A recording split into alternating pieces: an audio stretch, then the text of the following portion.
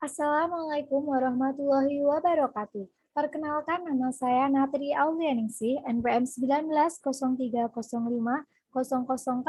dari Prodi PGSD Universitas Muhammadiyah Magelang. Di sini saya akan menjelaskan mengenai rangkuman TKU dan TKK yang sebelumnya sudah saya buat. Video ini dibuat untuk memenuhi tugas dari mata kuliah Pendidikan Dasar Kepramukaan. Langsung masuk pada rangkuman yang pertama, yaitu mengenai sistem tanda kecakapan bagi pramuka siaga dan pramuka penggalang. Sistem tanda kecakapan adalah salah satu metode kepramukaan untuk mendorong dan merangsang pramuka siaga agar memiliki kecakapan untuk mengembangkan pribadinya. Tanda kecakapan bukan merupakan tujuan, tapi merupakan alat pendidikan untuk mencapai tujuan gerakan pramuka. Pramuka siaga akan mendapat tanda kecakapan apabila telah menyelesaikan syarat-syarat kecakapan yang telah diuji dari pembinanya sebagai penghargaan atas kecakapan yang telah diraihnya. Pembina harus menjamin bahwa kecakapan yang dimiliki oleh pramuka penggalang cukup dapat dipertanggungjawabkan, dengan pengertian bahwa pramuka penggalang memperoleh tanda kecakapan sesuai dengan prosedur setelah memenuhi syarat-syarat kecakapan yang diinginkan atau diminati. Nah, kecakapan dalam gerakan pramuka terdiri atas kecakapan umum dan kecakapan khusus.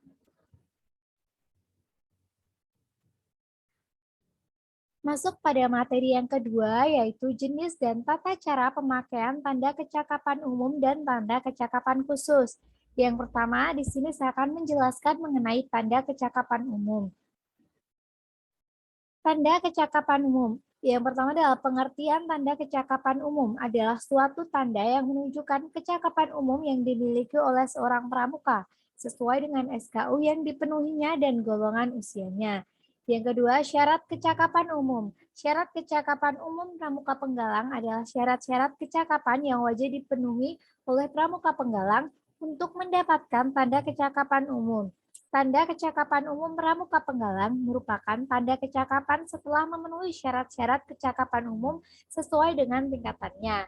Yang ketiga, tanda kecakapan umum pada pramuka siaga maupun penggalang. Pengertian tanda kecakapan umum adalah suatu tanda yang menunjukkan kecakapan umum yang dimiliki oleh seorang pramuka sesuai dengan SKU yang dipenuhinya dari golongan usianya. Yang kedua, saya akan menjelaskan mengenai tanda kecakapan khusus.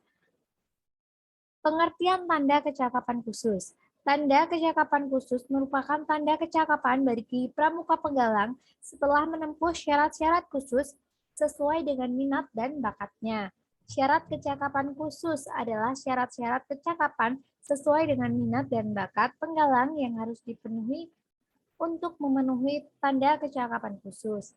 Yang ketiga, tanda kecakapan khusus merupakan tanda kecakapan bagi pramuka penggalang setelah menempuh syarat-syarat khusus sesuai dengan minat dan bakatnya.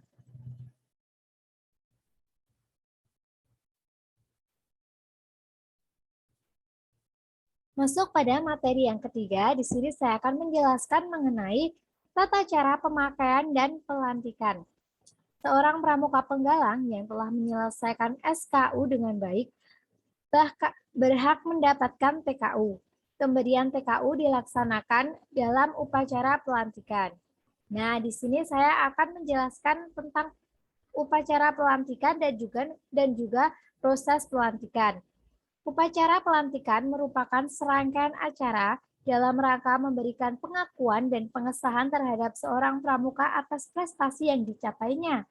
Upacara pelantikan bertujuan agar pramuka penggalang yang dilantik mendapat kesan yang mendalam dan membuka hatinya untuk dapat menerima pengaruh pembinanya dalam upaya membentuk manusia yang berkepribadian, berbudi pekerti luhur, bertakwa kepada Tuhan Yang Maha Esa, peduli pada tanah air, bangsa, masyarakat, alam, dan lingkungan, serta peduli pada dirinya sendiri dengan berpedoman pada satya dan dharma pramuka. Pelantikan pramuka penggalang dapat dilakukan pada upacara pembukaan pelantikan atau pada upacara penutupan latihan. Macam-macam upacara pelantikan ada upacara penerimaan anggota, upacara kenaikan tingkat, upacara pindah golongan, upacara penyematan TKK, dan juga upacara pemberian penghargaan. Yang kedua, saya akan menjelaskan mengenai proses pelantikan.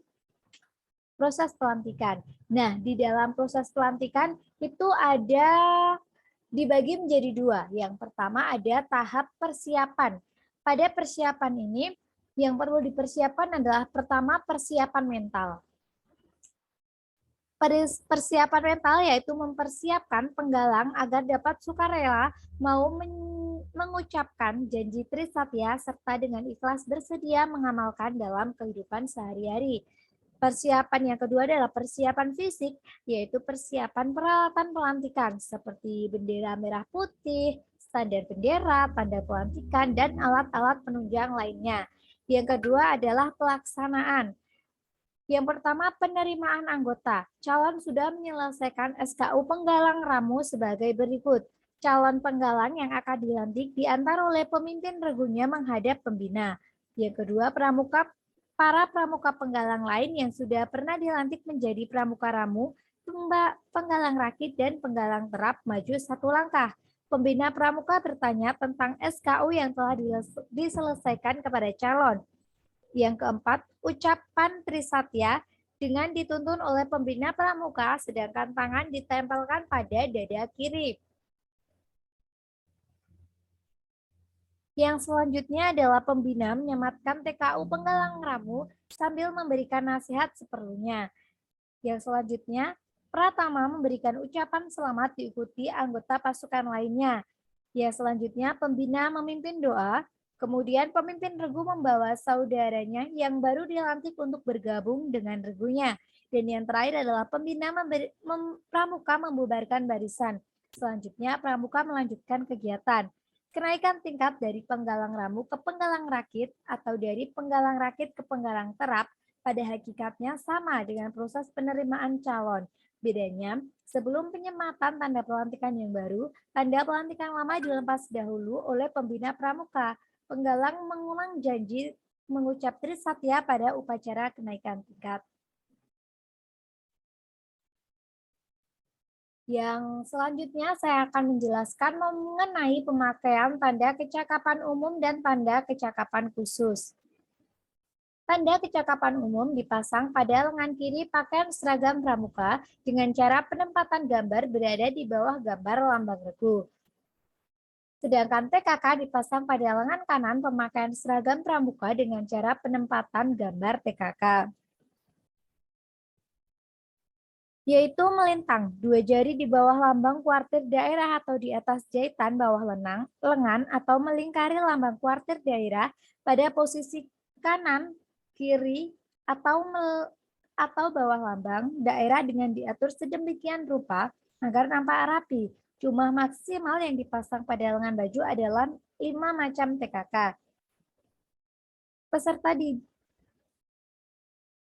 Nah, itu adalah contoh dari pemakaian tanda kecakapan umum dan tanda kecakapan khusus.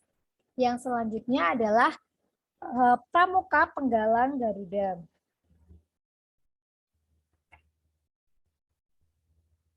Di sini yang pertama saya akan menjelaskan mengenai SK Kuarnas nomor 038 tahun 2007 tentang petunjuk penyelenggaraan pramuka Garuda menjadi pedoman dalam upaya mewujudkan pramuka Garuda di gugus depan.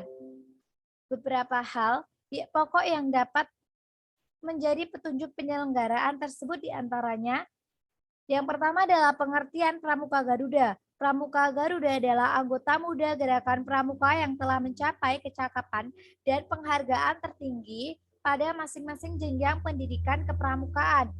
Golongan penggalang, penegak, dan pandega. Yang kedua adalah syarat pencapaian pramuka Garuda. Syarat pramuka Garuda merupakan ketentuan yang harus dipenuhi oleh seorang anggota muda untuk memperoleh tanda pramuka Garuda sesuai dengan golongan usianya. Yang kedua adalah syarat pramuka penggalang Garuda. Itu harus memenuhi yang pertama, telah menyelesaikan SKU tingkat penggalang terap dan berlatih sekurang-kurangnya 2 bulan setelah dilantik. Yang kedua, telah memiliki tanda kecakapan khusus atau TKK Untuk pramuka penggalang sekurang-kurangnya 5 macam dari masing-masing bidang kecakapan khusus, sekurang-kurangnya 2 macam tingkat utama dan 3 macam tingkat madya. Jenis TKK yang diwajibkan berdasarkan ketentuan gugus depan di mana penggalang berada. Menjadi contoh yang baik dalam pasukan penggalang, di rumah, di sekolah, dan bermanfaat bagi lingkungan pergaulannya, sesuai dengan satya dan dharma pramuka. Yang keempat, dapat membuat hastakarya sekurang-kurangnya 6 macam. Yang selanjutnya dapat menggunakan komputer, teknologi informasi minimal internet. Dan yang terakhir adalah dapat berkomunikasi menggunakan salah satu bahasa internasional. Yang selanjutnya saya akan jelaskan adalah yang perlu diperhatikan dalam pencapaian Pramuka Garuda. Yang pertama, peserta didik mengikuti proses latihan sesuai dengan petunjuk dan arahan pembina dan menjadi teladan di lingkungannya. Yang kedua, pembina memberikan motivasi dan bimbingan secara terus-menerus dalam lingkungan satuan pendidikan atau lingkungan masyarakat dengan mengacu pada konsep dasar kepramukaan dan metode kepramukaan. Yang ketiga, keluarga memberikan dorongan dan suasana yang menyenangkan bagi peserta didik melalui tahapan proses latihan yang memadai di gugus depan sehingga mampu mencapai predikat Pramuka Garuda. Dan yang terakhir adalah kuartir memberikan motivasi dan memfasilitasi penyelenggaraan penilaian pencapaian Pramuka Garuda. Yang selanjutnya akan saya jelaskan adalah mengenai penilaian calon Pramuka Garuda. Yang pertama, penilaian calon Pramuka Garuda terdiri dari ketua gugus depan, pembina satuan, orang tua atau wali calon Pramuka Garuda, dan seorang andalan ranting, seorang tokoh masyarakat. Bila mana andalan ranting tidak tersedia, dapat diisi oleh andalan satu tingkat di atas dan seterusnya. Yang kedua, tim penilai, sebagaimana tersebut disahkan dalam surat keputusan Ketua Kuartir Cabang. Yang ketiga, tim menilai dalam melaksanakan tugasnya wajib memperhatikan keadaan, waktu, dan lingkungan setempat, sifat, kebiasaan, dan perilaku calon pramuka Garuda, yaitu bakat, kecerdasan, ketangkasan, dan keterampilan, kondisi awal calon, serta usaha dan kemajuan yang telah dicapainya. Keterangan tertentu dari pihak-pihak yang mempunyai sangkut paut dengan kegiatan calon pramuka Garuda, antara lain dari guru, orang tua, tokoh masyarakat, dan pemimpin tempat kerja bagi calon yang sudah bekerja.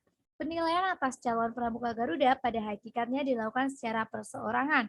Penilaian terhadap calon pramuka penggalang Garuda, dan penegak Garuda dilakukan dengan cara: 1. Pengamatan langsung. Yang kedua, wawancara langsung. Yang ketiga, membaca dan mendengarkan keterangan dari pihak ketiga, yaitu teman sebaya dan unsur lingkungan terdekat. Yang keempat, mengisi formulir penilaian Pramuka Garuda. Yang kelima, beberapa di antaranya melalui uji kecakapan. Yang keenam, penilaian terhadap calon Pramuka Pandega Garuda dilakukan dengan cara pengamatan langsung, tanya jawab secara panel minimal oleh 3 tim penilai, membaca dan mendengar keterangan dari pihak ketiga, yaitu teman sebaya dan unsur lingkungan terdekat.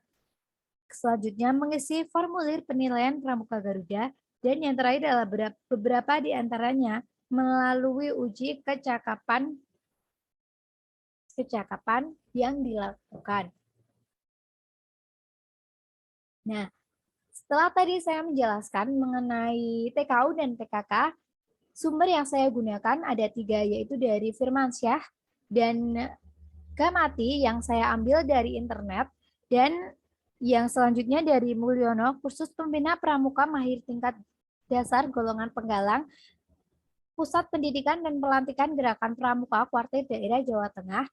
Nah, yang ketiga ini menjadi sumber utama dalam saya menyusun PPT yang sudah saya jelaskan. Dan yang kedua, oleh Firmansyah dan Kumati adalah sebagai referensi tambahan. Sekian yang dapat saya jelaskan mengenai materi rangkuman TKU dan TKK. Terima kasih telah menyaksikan. Semoga bermanfaat. Billahi taufik wal hidayah. Wassalamualaikum warahmatullahi wabarakatuh.